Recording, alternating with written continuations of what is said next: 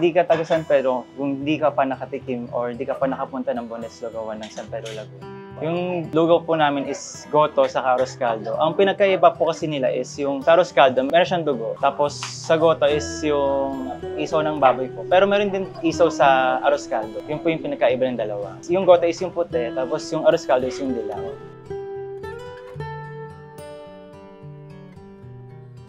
Binabalikan kami siguro dahil sa consistent na taste ng lugaw po namin since doon sa lolo ko po. Tapos yung sa toyo po namin, kaya binabalikan siya ng tao para doon sa tokot baboy din. Kasi naging bestseller namin yung toyo namin na ginagawa namin. Ang nauubos namin pag sa regular day, 5 kaldero hanggang 8 kaldero kada araw sa isang branch. So pag pinagsamin 2 branch is baka nasa 16 na kaldero po.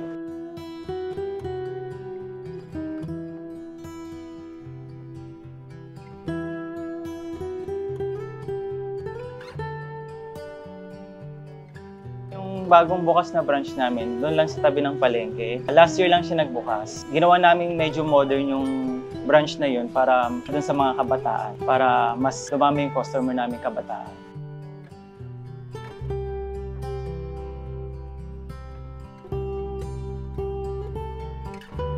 Ako po si Mark Jason Karamihan, owner ng Bonets Lugawan ng San Pedro Laguna. Nag-start yung Bonets since nung sa lola ko pa po, sa waiting shed sa plaza. And then napasa siya sa nanay ko. After nung sa waiting shed, ditulak ng kariton sa nanay ko until sa makarenta kami dito sa lumang bahay ni Mayor ng San Pedro. Tapos pinasa po sa akin as a 3rd generation para maka-adapt po sa modern ng mga tao. Nag-start siya since 1980s. Ang mga tinitinda namin is mga lugaw po, mga special arroz caldo, special goto, mga tokot baboy, lumpiang toge, mga lutong bahay, mga silog. Tapos may dinagdag po kami ngayon na mga pansit.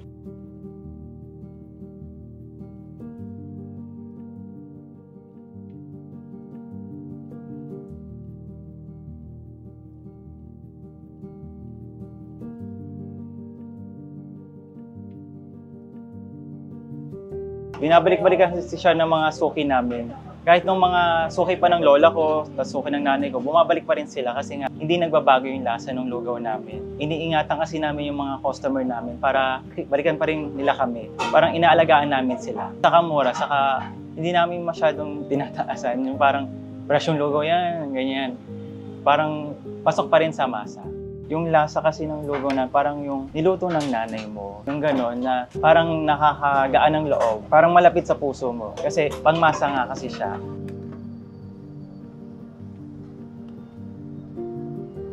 Ito po mo sa Arroz caldo, dilaw. magkano po order dyan? 70 po.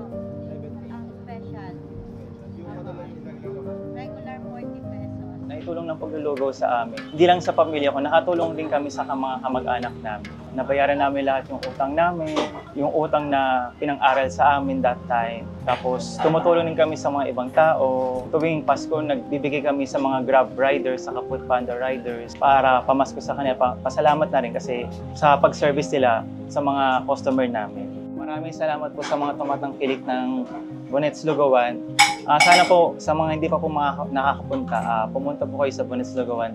I-try niyo po yung lugaw namin. At sa mga suki po namin, bumalik po kayo at para maramdaman niyo ulit yung tahanan. Ang address po ng Bonets Lugawan is number 5 Rizal Street, Barangay Poblacion, San Pedro, Laguna. Saka meron po kaming pangalawang branch sa tabi ng palengke. Ang address po nun is 223A Mabini Street, Barangay Poblacion, San Pedro, Laguna. 24 hours open po ang Bonets Lugawan.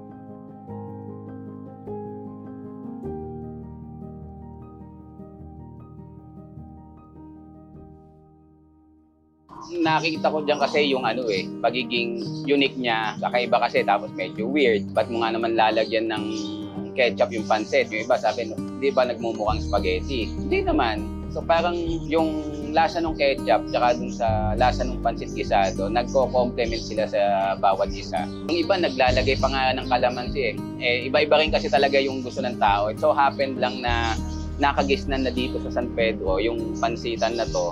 Kaya sabi nga, hindi ka lihitin mong taga San Pedro kung hindi mo alam to, kung hindi mo natikman yung pansit masyang.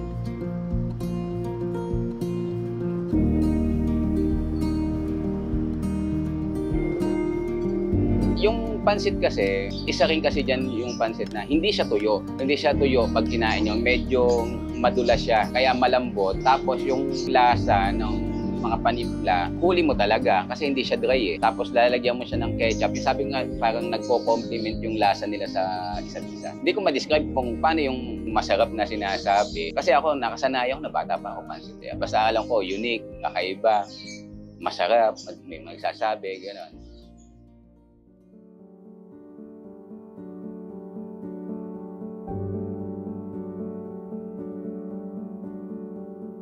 Ako nga pala si Mark Dolyaton. Bali, third generation na ako dito sa Pansit Masyang. So, Pansit Masyang, nagsimula yan, mga 1950s pa. Ang nagsimula ng pagluluto niyan is yung lola ko. Sinubukan niya yan na mag-experiment sa pansit. Nilagyan niya ng ketchup. So, kasi dati, konti pa lang yung mga condiments na ganyan Tinesting niya yung ketchup. Pinasubukan niya sa mga tumatambay dyan kasi may bilyaran dyan nung dati pa Nagustuhan naman nila, pati yung mga passers-by. Then since nasa sentro naman kami ng San Pedro, madaming dumadaan, madaming namamalengke, nasusubukan yung pansit, nagustuhan naman. Hanggang ngayon, ganun pa rin ang ginagawa namin sa pansit na may pritong itlog, may balunan, tsaka may ketchup. Dati, ginagamit namin dyan yung proben kung tinatawag. Then siguro mga early 2000 o late 90s, nung nauso na yung mga proben sa street foods, nahirapan na kami kumuha ng mga supplies. So, nag-switch si Nanay Deling ng yung balunan ng manok. Wala naman din halos nagbago, kaya nagdire-diretso na ulit. Ngayon, ang nagmamanage na ngayon is yung tita ko, si Tita Merly, second generation na. So, yun ang history ng ng pansit namin. So far naman, okay naman. Kasi kahit pa paano, nakakatulong naman sa pamilya. Malaking bagay din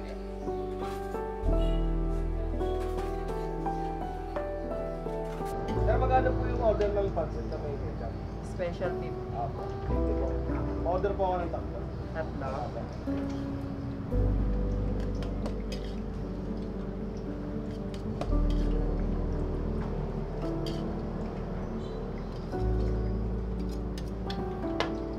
Yan po, ano po yung laman yan? Sir? Ay, ito ay balon-balunan.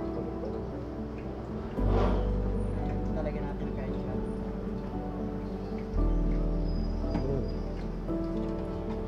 Tapos, ito naman ay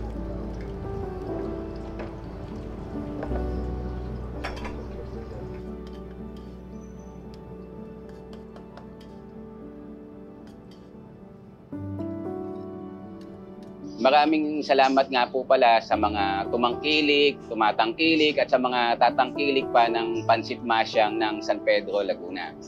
Dito nyo lang po kami matatagpuan sa bayan ng San Pedro, 224 Garcia Street, Barangay Nueva, San Pedro, Laguna. So, open po kami from 8:30 AM hanggang 12 midnight. Pwede nyo pong subukan yung pinagmamalaki po ng San Pedro. Salamat po.